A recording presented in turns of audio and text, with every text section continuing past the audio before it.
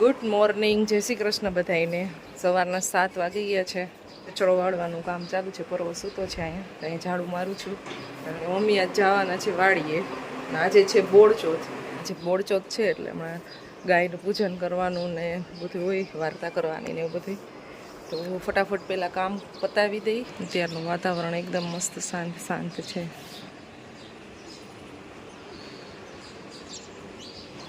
કાકી જય શ્રી કૃષ્ણ.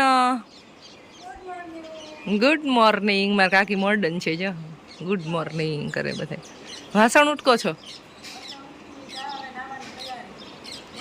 આ ગાય પૂજવાની છે ને એટલે બધા સવારમાં વહેલા વહેલા રેડી થઈ જાય હમણાં.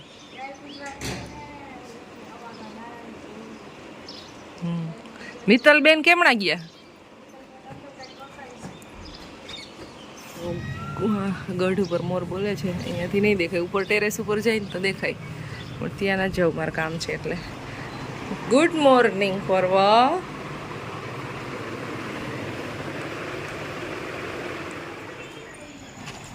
મારા બાએ વાસણ સાફ કર્યા.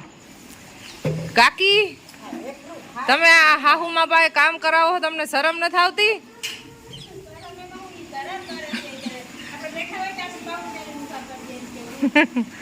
બા આ તમાર વહુ તમાર પાસે કામ કરાવે છે. આ ફોફા ઉડાડ્યા હોય આયા સાંભળશે જ નહીં હો. એ બા આ તમાર વહુ તમાર પાસે વાસણ ઉટકાવે છે. તમાર વહુ તમાર પાસે ઠામણા ઉટકાવે છે. ઠામણા ઉટકાવે છે તમાર પાસે. ઈ તો હું ઉટકું એટલે. તમે ઉટકો છો? બેહી જાવ તો ક્યાં જાય? હું કામ ઉટકો છો? હું કામ ઉટકો? ઉટકવા જોઈ કા ખાય એટલું તો કરવું પડે. મારા બાને જો છે ને શાંતિ જ ન હોય. આવું કંઈક કામ કરે ને તો જ એને નરવાઈ રહે. એટલે એ બધું કંઈક કરતા હોય, નાટા મારતા હોય સવારમાં. પછી અહીંયા ઓટે બેસી જાય. મારા કાકી કાંઈ કરાવતા નથી પણ મારા બાને બધું કરવું હોય. દિવ્યાબેન રેડી થઈ ગયા છે. બોળચોથની તૈયારી થાય છે. અહીંયા પૂજાની થાળી તૈયાર થઈ ગઈ છે.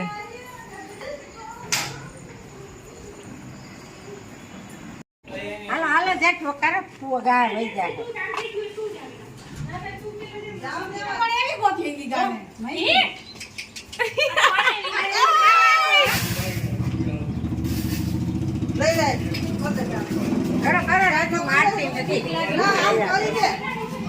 કેમ નો કરવાનું હોય અમે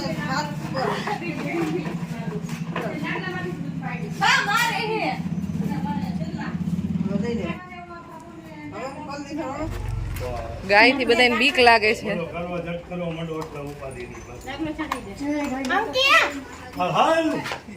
ગાય થોડીક છે ને બધાને મારે એવી છે.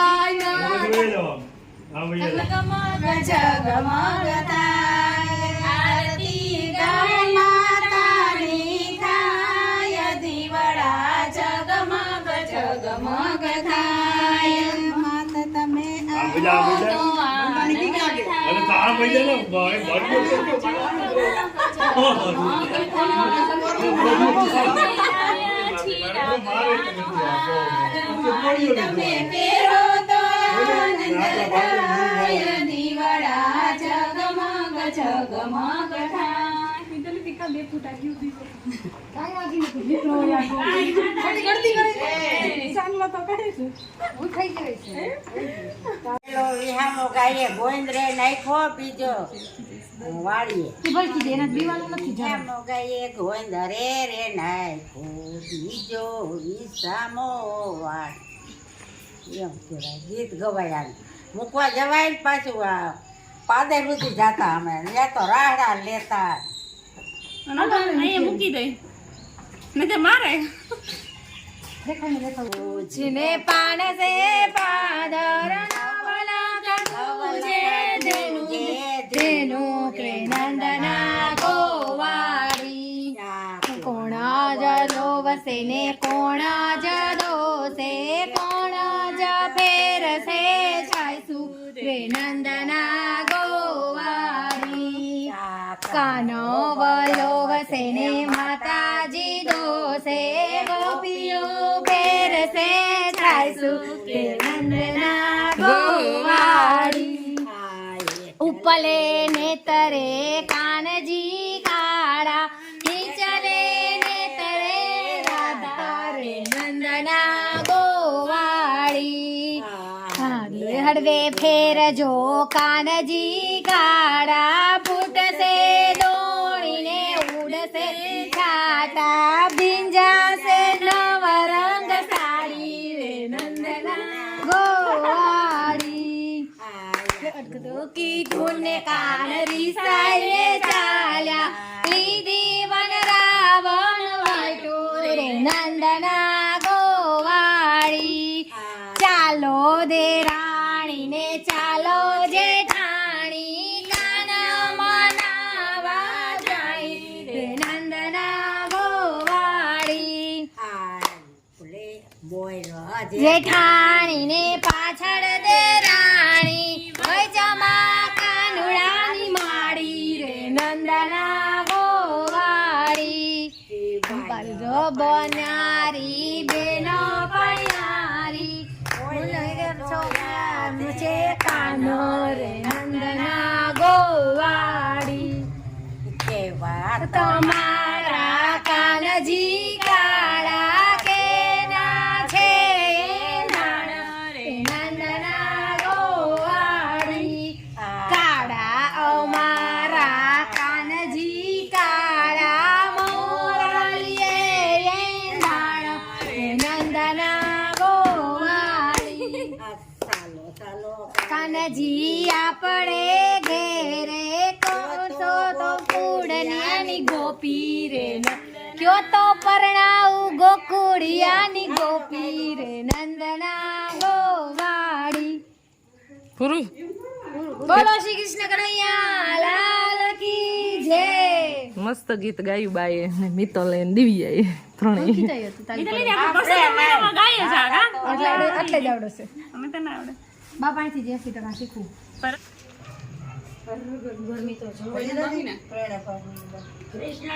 પછી કોને બાંધી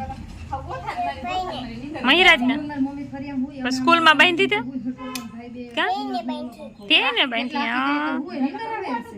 દોઢ ચોથ આ વ્રત શ્રાવણ વદ ચોથને દિવસે આવે છે આ વ્રત કરનારે દિવસે કંકુ ચોખા અને ફૂલના હારથી ગાય અને વાછરડાનું પૂજન કરે છે અને એકટાણું કરે છે આ વ્રત કરનારે દિવસે ઘઉંની કે છડેલી કોઈ વસ્તુ ખાતી નથી એક હતા સાસુ અને બીજા હતા વહુ સાસુ બોળ ચોથના દિવસે નદીએ નાહવા માટે ગયા અને જતી વખતે વહુને કહેતા ગયા અરે વહુ બેટા આજે તો ઘઉંલો ખાંડીને રાંધી રાખજો ભલે એમના ઘરમાં એક ગાય હતી ગાયનો એક વાછડો હતો એ વાછડાનો રંગ ઘઉંના રંગ જેવો હતો અને એનું નામ ઘઉંલો પાડ્યું હતું વહુએ તો આ ઘઉંલા નામના વાછડાને ખાંડણીમાં ખાંડ્યો અને હાંડલામાં નાખીને ચૂલે રાંધવા મૂક્યો આવીને સાસુએ પૂછ્યું એટલે વહુએ જવાબ આપ્યો અરે બા ઘઉંલાને ચૂલે તો ચડાવ્યો પણ એને તો ઘણો ઉત્પાત મચાવ્યો ઘણું જોર કર્યું માંડ માંડ ખાંડ્યો ને માંડ માંડ ચૂલે ચડાવ્યો આ સાંભળી સાસુના પેટમાં ફાડ પડી એને લાગ્યું કે ચોક્કસ વહુએ ગાયના ઘઉંલાને ખાંડીને રાંધી નાખ્યો છે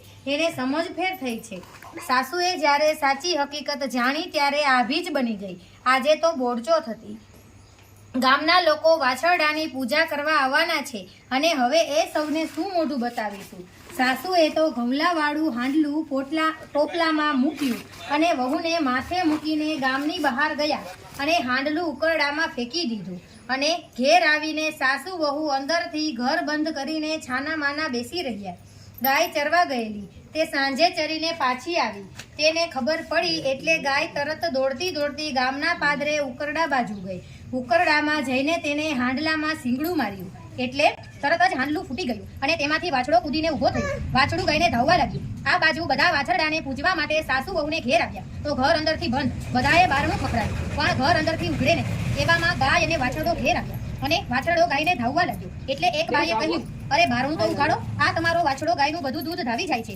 સાસુ વહુએ બારણાની તિરાડમાંથી જોયું તો ખરેખર ગાય ઊભી હતી અને વાછરડો ધાવતો હતો. સાસુ વહુએ બારણું ઉઘાડ્યું, ગાય અને વાછરડાને અંદર લીધા અને સૌએ ગાય અને વાછરડાની પૂજા કરી અને વ્રત પૂરું કર્યું. દર વર્ષે બોળ ચોથનું વ્રત કરવું. તે દિવસે વ્રત કરનારે દડવું પણ નહીં અને ખાંડવું પણ નહીં. આ વ્રત કરનારને આ વ્રત ગોનાણીની માફક ફળજો. બોલો શ્રી કૃષ્ણ કનૈયા લાલ કી જય. બોલો શ્રી ગાય માતા કી જય. એકતા શંકર એકતા પાર્વતી. શંકર વનમાં ચાલ્યા, પાર્વતી કહે મારે ભેગું આવવું. શંકર કહે ત્યાં ન અવાય, ત્યાં તાઢ હોય, તડકો હોય. પાર્વતી કહે ગમે તેમ થાય, મારે તો ભેગું આવવું જ છે. શંકર કહે રાજહઠ, બાળહઠ અને સ્ત્રીહઠ તો નહીં જ ભાંગે. શંકર પાર્વતી વનમાં ચાલ્યા, ચાલતા ચાલતા આઘેરા ગયા. ત્યાં પાર્વતી કહે મારે પાણી પીવું છે. શંકર કહે જે નહોતું કહ્યું કે અહીં પાણી ના હોય. પાર્વતી કહે ગમે તેમ થાય, મારે તો પાણી પીવું જ છે. આગળ સમણા ઉડે છે, ત્યાં તળાવ છે. તળાવ આગળ જાય તો ત્યાં તપસ્વી તપ કરતો હોય છે. પાર્વતી કહે આ કોણ માનવી છે, તેની મારે કસોટી કરવી છે. પાર્વતીએ અંગૂઠી કાઢીને તેની પાસે નાખી. શંકર પાર્વતી પાણી પીવા ગયા. પાણી પીને પાછા ફર્યા તો અંગૂઠી ન મળે. એ તપસ્વીને કહ્યું કે લાવ મારી અંગૂઠી. તો તપ્યો કહે એમ અંગૂઠી ન મળે, વચન દેતા જાઓ. પાર્વતી કહે તપસ્વી છો કે લોભેશવી. તપ્યો કહે હતો તપસ્વી પણ થઈ ગયો લોભેશવી. પાર્વતી કહે વચનમાં શું? તો તપ્યો કહે કોઈ બાયું વાર વર્તોલા કરે તેમાં મારો ત્રીજો ભાગ. શંકર કહે એમ ન બને. કોઈ બાયું ભૂખ્યા પેટે બાળ રવડાવી કસોટી કરી વાર વર્તોલા કરે તેમાં તારો ભાગ નહીં. પણ બાયુ બહેનો વાર્તા કર્યા પછી તારી વાર્તા ન કરે, આસન પાથર્યા વગર બેસે, ધૂપ કર્યા વગર નહીં જમે, તેમાં તારો ત્રીજો ભાગ. તપ્યો નાય ઊંડામાં, આપણે નાય ગંગા ગોમતીમાં, હરનાયા ઝરનાયા ઘૂઘરી ગમકારે, શીરો પૂરી રોટલીને જય શંકર પાર્વતી. તપ્યા તમે તપસ્વી, અમે છીએ લોભેશી. તપ્યા તારો વનમાં વાસ, અમારો શ્રી કૃષ્ણમાં વાસ. બોલો શ્રી કૃષ્ણ કનૈયા લાલ કી જય. ક્યાં રેસ? હે તારું નામ શું છે? ગ્રંથ પછી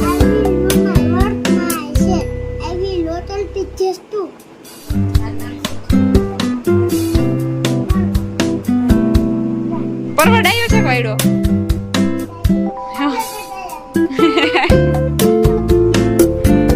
પર્વત ક્યારેક ક્યારેક તોફાન કરતો હોય, તું ઘરે કરસ તોફાન?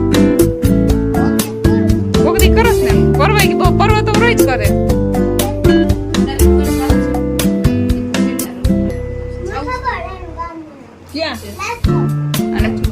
અને બીજું ગામનું નામ શું છે? હા તને બધું આવડે ને?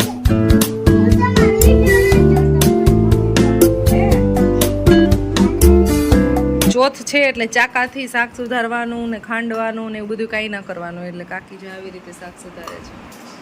ખીસોડાનું શાક પેલા સ્પૂનથી છાલ ઉતારી ફોર્કથી, અને હવે થાળીએથી કટિંગ કરે છે.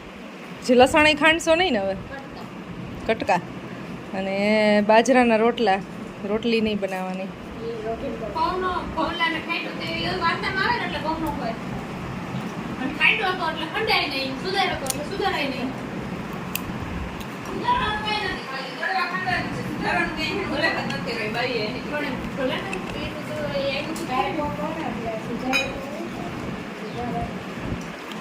પછી અડધો નિયમ તો આઈથે બનાવી નાખ હવે કા.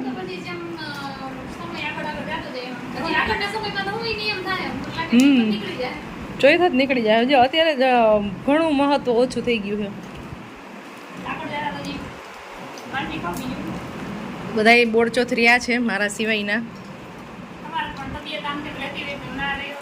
મારે મનાઈ છે રહેવાની, ડૉક્ટર ના પાડે છે. ફાસ્ટ નહીં કરવાનું કંઈ બી. મારા દાદીમાનું કામ જુઓ તમે. ડોલની અંદર માંડવી ધોઈ છે અને એક એક ડોડોને ધોવે અને પછી તડકે તપાવશે એટલે પાણી સુકાઈ જાય. બસ આવા કામકાજ કર્યા રાખે બા.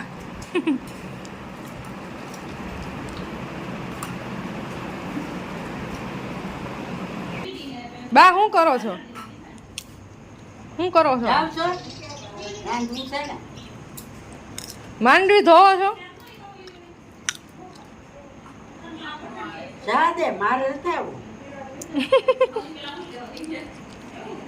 બા સાંભળે નકર કાંઈ. મેં કીધું બા શું કરો છો? માંડવી ધો તો જાવા દે, માર ન થાવું.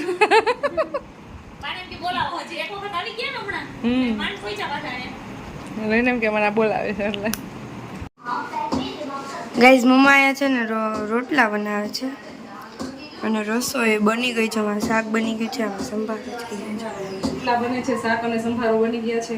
અને મારા મમ્મી કહે છે વાળીએ તો એને એવું કીધું હતું કે રોટલા તો નહીં બનાવતી, હું આવીને બનાવી લઈશ, ખાલી શાક ને સંભારો બનાવી દઈશું. પણ વાળીએથી આવ્યા તડકા આવીને કંઈ બનાવવાનું મન થાય નહીં, તો રસોઈ પૂરી જ કરી નાખશું. કારણ કે મારા પપ્પાને એકદમ પતલા અને એવા રોટલા જોઈ, પણ હું કોશિશ કરું છું કે એમાં બનાવું. બાકી પરો અહીંયા છે ને ટીવી જોવે છે. રેવા દો તમારી ખોટી.